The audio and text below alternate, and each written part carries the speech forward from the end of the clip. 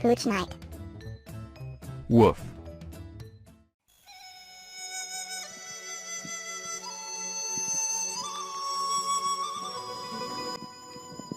What in the hell are you doing? Oh, I'm just doing some kung fu. Why? Well, I used to be an amateur basketball player, so I thought that makes me more than qualified to be a kung fu martial artist. It worked for Shaquille O'Neal. Why wouldn't it work for me? You're an idiot.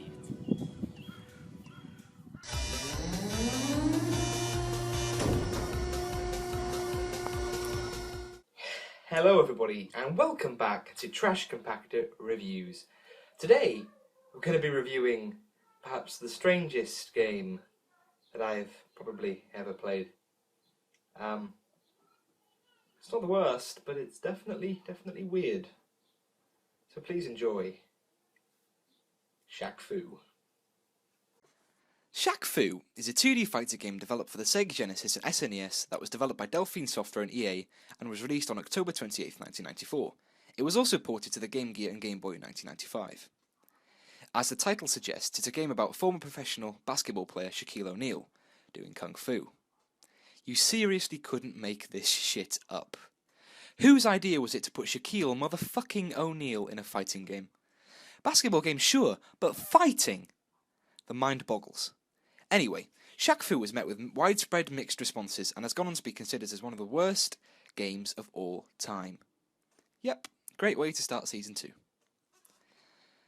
The story of this game is just completely ridiculous too. I understand that fighting games should be about gameplay, which we'll get to, but story isn't just something that should be tossed to the side like a steaming pile of shit. So Shaq finds himself wandering into a dojo in the middle of Tokyo, on his way to a charity basketball match. Oh my god. And after speaking with Ryotsu, the Grand Master of the dojo, is transported to another dimension known as the Second World, where he is tasked with rescuing a young boy named Netsu from an evil mummy. Whose idea was this? I just can't understand why. Oh my god. Okay, so imagine a game about the Queen becoming a Nazi Formula 1 driver. That's on the same levels of ridiculousness as Shaq-Fu. To be honest, I wouldn't be surprised if Delphine Software made that game.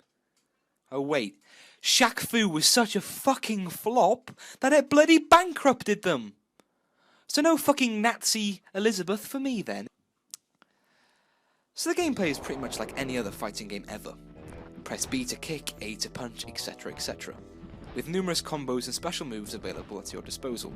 Although it is entirely possible to complete the game by spamming the kick or punch button repeatedly, how someone could punish themselves enough to complete this game in the first place is beyond me.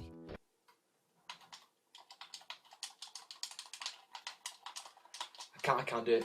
Can't do it. Can't beat this game.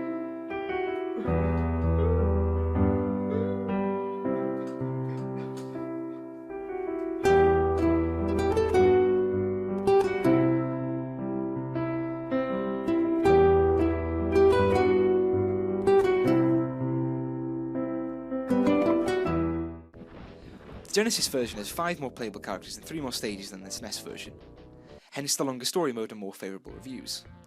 The game was rated T for teen in America and 12 in the UK, mainly due to the Hidden Blood mode, which had the characters physically bleeding upon getting striked. Poor Shaq. And also added Mortal Kombat-esque takedowns unique to each character you fought in the story mode, which is quite cool actually. The game had considerable depth for a fighting game, but didn't really offer enough on its own to warrant the price that people were asking for it. And critics felt that it had a heavy reliance on Shaquille O'Neal to try and push sales, which means it's a pretty good tactic, when in fact he wasn't really needed as a character at all. The character animations are smooth as fuck, but because of the scale and quality of the sprites used, it doesn't really make up for it. It's not the worst looking game on the SNES, or the Genesis for that matter, but it's nowhere near great either. Coupled with extreme clunkiness of the controls. Don't jump, you fucking bastard, I want to move forward! There is multiplayer in the game, which actually requires a bit more tactical thinking than the story mode, almost forcing you to think up strategies and use combos to outsmart your opponent. Unless you're me and Harry, of course. Round 4. If you win this, what the? Oh, when have you been able to do that? Oh fuck! This isn't fair. This isn't fair. How do you jump? How do you jump?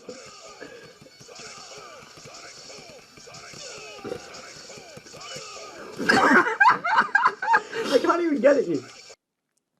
The game is okay at best, but fails to deliver as a fighting experience compared to the other fighting games that were available at the time, such as Street Fighter Alpha and Mortal Kombat 2.